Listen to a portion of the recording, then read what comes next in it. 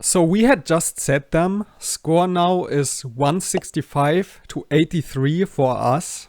They're still expressing their unhappiness. Let's jump into the hand and see what we can learn from it. I bid these 3 cards. Once again, I only have 2 spades, which should make me bid a bit more conservatively. On the other hand, I have a queen and a suit of 3.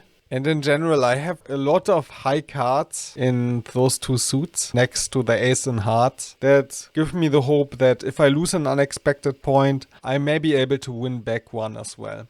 So he leads the ace of diamond, a play which I don't particularly like. He basically gives the control of the diamond suit away because I have all of the rest of the high cards. And everyone throws away their lowest diamond. It's a 12-bit, so there's no place for thinking about bags too much, especially this early in the game. And he leads the other ace. This time it's justified though, because he also has the king of clubs. And we get a bit lucky here, being able to cut in already. Let's see what we can make of it. My partner now leads the diamonds back. And here's kind of what I mean with the ace earlier. If he hadn't led the ace, and we had just played the other suits first, I wouldn't have control over the diamond suit now. By control I mean the ability to take over the lead if someone leads a diamond. And here's why that's relevant. If he still had the control over the suit, I would now not be able to play the queen and get the queen point, which my partner might otherwise have cut in and lost a spade that he now still keeps. In general, he would be able to defend way better against my partner's club cuts if he would be now able to be in the lead again. So we get a nice queen point here and have taken his king as well. Very good conditions for a potential set so far. So I don't know exactly why I play the diamond here rather than the heart, since what I forgot to mention and what you may have already noticed, PlaySmart discarded the 10 here, the highest diamond left, which in combination with him leading the diamond to begin with, strongly suggests that he now is void of diamonds. I think my thought process must have been that since my partner already discarded a couple of diamonds, he might be able to overruff, making the set more likely.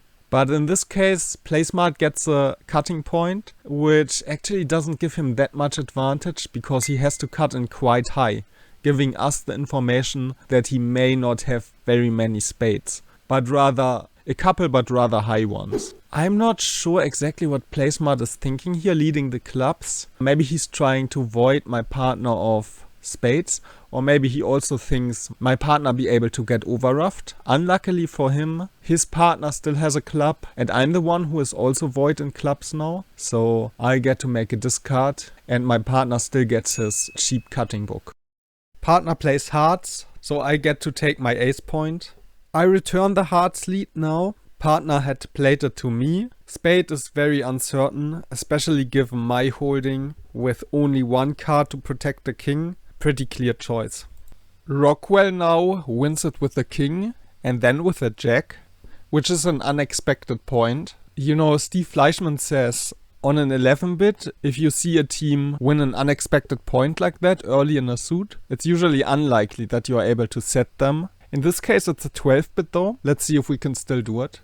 And this may be one of the other deciding moments. For some reason, Rockwell, instead of leading spades now, bafflingly plays the 9, which if he had counted the clubs, he would know that this was the last club he plays. It's very good that I paid attention to that and don't try to cut in here, because I don't want to get overruffed. Meanwhile, PlaySmart has been placed in a very nasty situation here. He has the choice whether to just let it run and give the Vacor a free cut.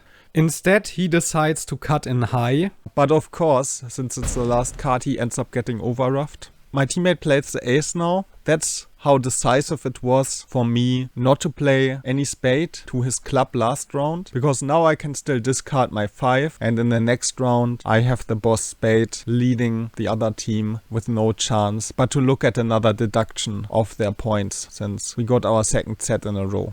They are both blaming each other. Let's look what they could have done different to prevent the set. And the main issue here, once again, is in the bidding. I think PlaySmart's bidding is actually fine. At first I thought he has a king in a suit of 5 in clubs, but it's in 4, so bidding the king is fine. His spade suit was never that strong, which is why I understand him not leading spades earlier. The main issue, I think, is Rockwell's bid of 2. He very clearly has only a 1 bid. Yeah, I think it serves as a lesson to only bid the queen of spades if you have 2 or more other spades. Because it's just too likely that the ace and the king are played before, right? So even though he got lucky and made 2 points rather than 1 in hearts, he couldn't help his teammate, who got a bit unlucky losing his king like that. And I was taking a look whether they could have done anything different in game to prevent getting set. But really after their overbid, and since me and my partner were playing quite solid and our hands also synergizing quite well, with his strength in the spades and my relative strength in all the other suits, the only 2 moments that stuck out to me as possible turning points was if I had led the 13th diamond. That way Rockwell would have won a spade point and we would have missed out on setting them. Or if I had cut in his last club here and wasted my only spade protecting the king for nothing. So yeah, this aspect of not giving your opponents over roughs has been very crucial all throughout this game. Remember, we're starting with 13 cards of each suit, and after 3 full rounds of each suit, there's only 1 card left in the deck. In this case, my partner got an additional diamond discard, and PlaySmart was void 1 round earlier, so the math checked out for me to end up with the last diamond. The reason why it would be a very bad idea for me to lead that suit, as is written here in the article I will link below, if you lead the 13th card, one opponent will be allowed to discard any card, while the other can over-trump whatever your teammate plays, because he has the advantage of position. A so-called slough and rough, which put together is a very bad combination for your team. So in order to avoid leading from those suits, I'm not necessarily asking you to remember every single card. Just try to develop an intuition for, after a few rounds have been played, who is more likely to over-rough who. If your bid is relatively secure and you think your partner might get an over-rough, sure, you can risk it. But if you have to protect every point possible and you're not sure if your partner might get over-roughed, then it's better not to play that suit. So since this is the end of this series and the 2000 challenge, I think I should also narrate a bit of the final few hands. Actually, it might not look like it, but the next hand got us into a quite tricky spot as well. With this big of a lead, of course, we're gonna bid relatively conservatively. Like my usual 3 bid, I in this case tend to bid 2, especially with the 7 bid ahead of me, which I'm not yet sure if it's for real or not, because a 7 bid is usually what people do on the side if they're frustrated. Indeed, Rockwell ended up leaving. Like, I have both won and lost games when somebody has made a frustration 7 bid, failed it, left, and the other person still caught up. So if you want to play well, it's definitely not an excuse to lose too much focus. As I think is what happened to us to an extent in this hand. You know, I also think PlaySmart adapted quite well to it. I think he realized that his partner was overbidding. He kind of went into bagging mode immediately. And we just kind of ended up assembling a whole lot of bags this hand. Because the bid is still relatively normal, we started the hand aggressively, discarded our low cards. Of course, then the challenge is, once we have made our bid +1, because the total bid is 13, to immediately switch into bag avoidance mode. That's a mistake I see people sometimes do, to not make the math. Basically, once the outcome of a hand is clear, just try to not win any points anymore. Next hand, they were actually granted a bit of a catch-up hand. They managed to get a total bid of 8, whereas we only could bid 3. You also have to respect PlaySmart here.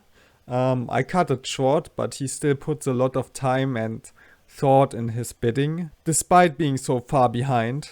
Which is a very good trait to have if you want to make it far in the rankings on the site. I think with how Vacor has played this game, I wouldn't be surprised that he has an even higher ranking than he had on this hand by now. I haven't seen any of them around recently, but it also is very easy on this site to switch your profile picture and your name. People are not that easily identifiable if they don't want to be. which makes me a bit more comfortable about not having blurred their names out. Of course, no hate to begin with, but. And I actually managed to rise quite a lot after this challenge. By now I'm around 2600 level, which brings me right outside the top 1% on this site. So 2000, while it takes a while to reach this level, it's definitely not the non-plus ultra on the site. So next series I also plan to be about the skills that I see making the difference on this top 1-2% level. And then finally I will be able to transition to more psychological or general considerations that still relate to spades, but hopefully appeal to a broader audience of interest. Anyway, thanks so much for watching. Liking, sharing and subscribing would really help the channel grow and help promote spades in the algorithm. You can support me on Patreon, by the way, if you want me to make more videos like this. I have uploaded a hand analysis on bagging. It's an older one, which you can watch there for the price of a small donation. Anyway, thanks regardless and have a good one.